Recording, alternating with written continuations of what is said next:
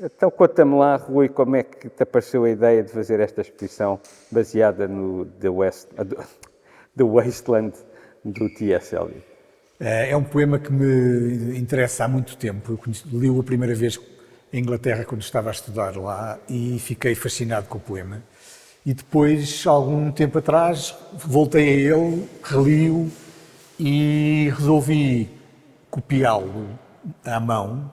Portanto, resultaram 25 folhas de papel com o poema todo ele manuscrito sobre uma grelha grafite. E depois, portanto, peguei nessas 25 páginas, nessas 25 folhas e desenhei sobre elas, conforme ia lendo o poema, fui criando imagens, repetindo frases, introduzi algumas frases em português da tradução que tinha do poema em português e usei sempre barra de óleo, grafite, tinta de esmalte e carvão.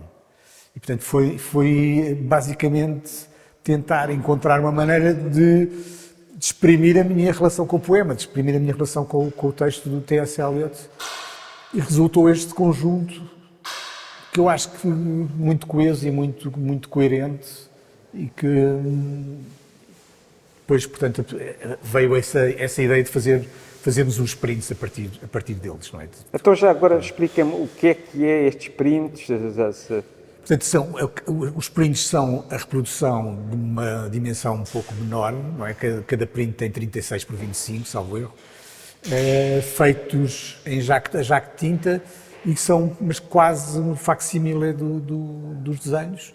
E, portanto, é uma coleção, cada coleção, há uma edição de 25, dentro de uma caixa, e cada caixa tem os 25 desenhos da série completa da Wasteland. Portanto, cobre a totalidade do trabalho.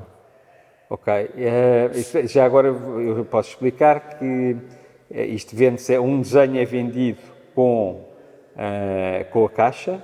Portanto, cada pessoa compra um desenho, leva também uma caixa com os 25 desenhos assinados e numerados. Portanto, é uma série de 25, porque há 25 desenhos. E fica com a série toda, não é? Portanto, pode ter acesso à totalidade da série comprando apenas um desenho. Claro.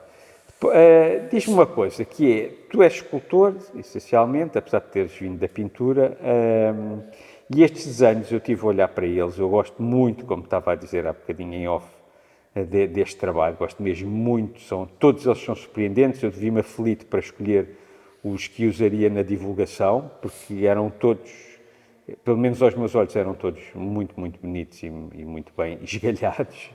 E queria que tu me dissesses, porque como tu trabalhas com espaço normalmente, e nestes trabalhos, nestes desenhos, aparece mais uma vez muito, não queria dizer arquitetura, mas tu trabalhas muito com o espaço nestes desenhos, obliterando, sugerindo, mais uma vez quase sem cor, e utilizando também texto. Como é que a espacialidade toda que existe nestes desenhos se relaciona com o The Wasteland, com o poema? O poema é um poema é um poema feito no início dos anos 20, tem agora 100 anos exatamente da publicação, e é um poema feito na ressaca da Grande Guerra, não é? A seguir à Primeira Guerra Mundial. E é um poema de fragmentos, de restos, de coisas destruídas. E, portanto, eu acho que o tipo de representações de espaços que eu faço, caixas, janelas, aberturas para outro sítio, coisas que se veem através de...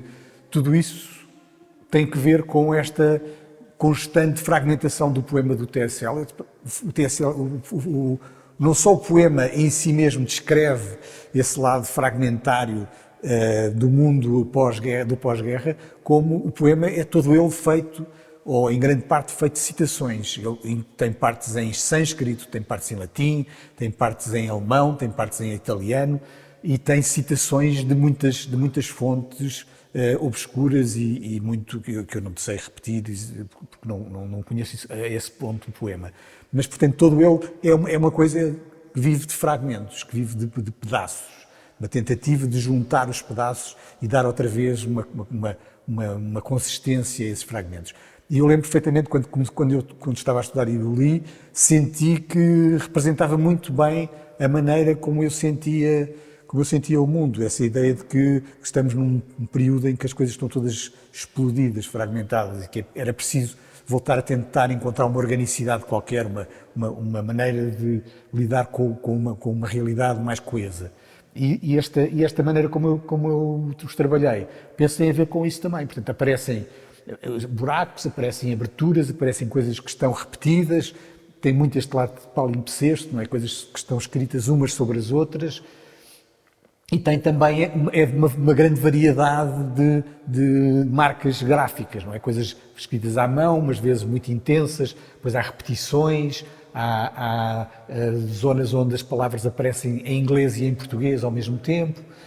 Portanto, há toda essa variedade e esse aspecto das coisas estarem, de certa forma, a desfazer, que eu tentei, penso eu, agora olhando para trás e olhando para os desenhos acabados, tentei passar nos desenhos aquilo que me parecia que era mais, para mim, na minha leitura do poema, mais forte.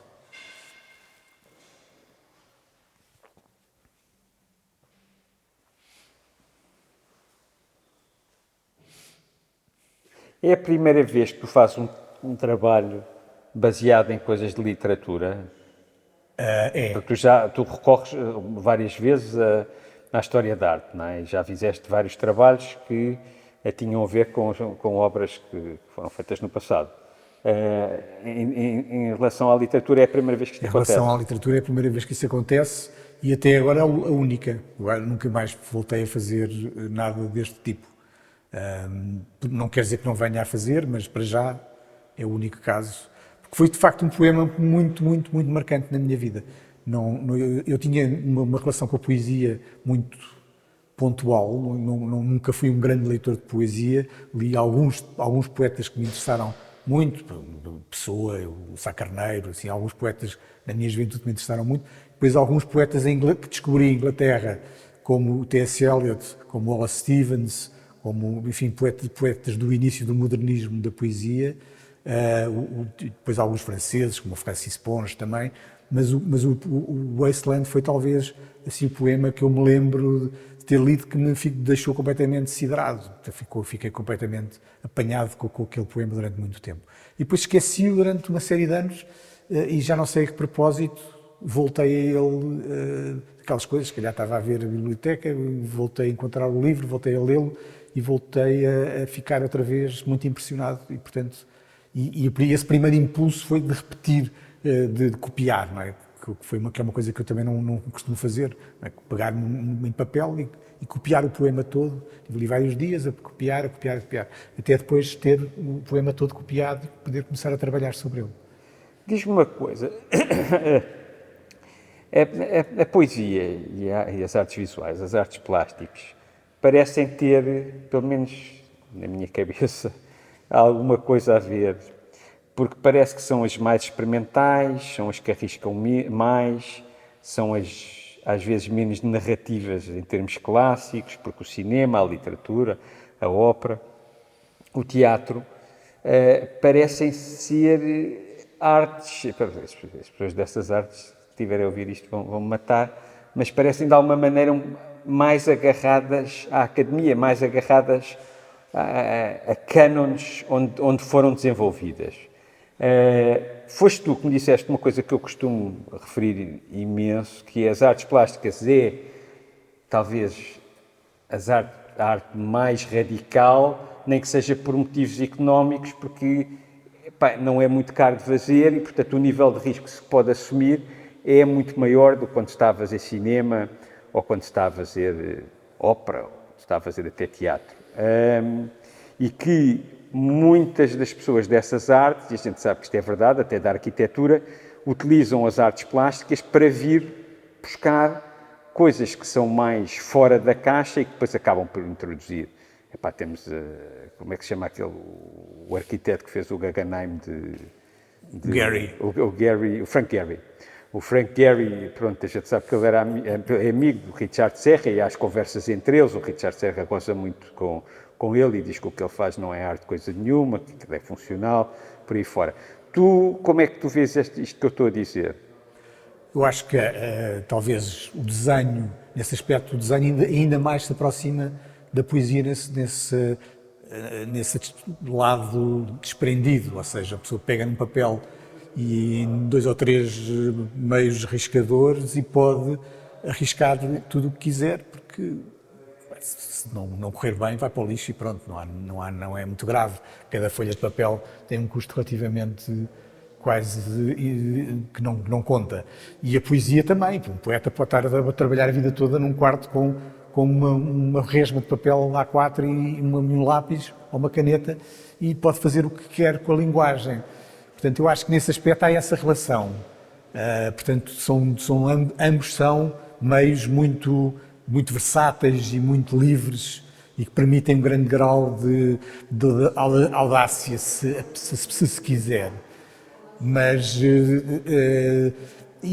depois a coisa transforma-se um bocadinho em relação à pintura, já se torna um bocadinho mais comprometido, e depois em relação à escultura, não é? Não é por acaso que a escultura avançou muito menos rapidamente no início do século XX do que a pintura, porque a escultura é à partida mais pesada, exige investimentos maiores, materiais, tradicionalmente exigia oficinas complicadas, com mais pessoas a trabalhar, com muitos apoios, etc. E estava mais ligado ao lado funcional, como tu estavas a falar há pouco da arquitetura, não é? De haver cumprir um programa, de ser um monumento de alguma coisa, ou decorar um edifício, ou qualquer coisa. Portanto, é esse lado aplicado da escultura que não existia de uma forma tão clara na pintura e no desenho ainda menos, não é? O desenho só se começou a colecionar desenho a partir do século XVI, quando começaram a haver colecionadores de desenho. Até aí os desenhos eram coisas puramente privadas dos artistas e que serviam para preparar as pinturas e as esculturas, serviam para ensinar, serviam para mostrar aos aprendizes como é que se desenhava, como é que se fazia, mas não eram coisas que se mostrassem, que se expusessem, só exposições de desenho propriamente, só para aí a partir do século XVII ou XVIII é que começaram a ser mostrados assim em público desenhos. Portanto, tem esse lado privado, esse lado muito versátil e que permite um grande grau de experimentação. Portanto, eu sempre, há muitos anos que uso o desenho dessa forma, não é? Tentar, muitas vezes, relacionar o desenho com a escultura, experimentar no desenho questões que eu estou a trabalhar na escultura ao mesmo tempo e que às vezes demoram mais tempo e às vezes exigem o tal investimento em termos de materiais e de tempo e que no desenho posso fazer isso de uma forma mais expedita e mais rápida e, portanto, muitas vezes vou oscilando entre o trabalho na escultura e o trabalho em desenho, passando por temas muito semelhantes. Aliás, as esculturas e os desenhos que eu vou expor no dia 17 aqui, também na tua galeria, têm uma relação, apesar de terem sido feitos algum tempo depois destes desenhos, têm de alguma forma uma relação com eles. Neste lado fragmentário, portanto, a exposição vai se chamar mesmo Fragmentos, e têm também, tanto as esculturas como os desenhos, são constituídos por bocados de coisas que criam, ou tentam criar, uma unidade sem nunca conseguir completamente, não é? É sempre uma espécie de, como dizia o Beckett, é falhar e depois tentar falhar melhor a seguir e tentar falhar melhor a seguir. Portanto, há sempre esta impossibilidade, esta noção de que nunca se vai conseguir fazer exatamente aquilo que se pretende, mas ir tentando, por tentativa e erro, chegar um bocadinho mais longe. Ok, portanto a exposição é na próxima sexta-feira, dia 3 de junho, entre as 5 da tarde e as 9 da noite, aqui na Galeria Miguel Navinho. Apareçam. Exatamente.